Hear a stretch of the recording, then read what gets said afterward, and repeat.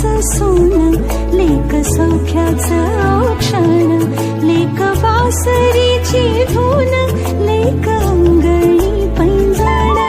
लेक चैतन्याचे रूप, लेक अल्लड चांदण, लेक रंगांचं शिंपण, लेक गंध हवामान, लेक परक्याचे धन, बाबा तुटतो आतून,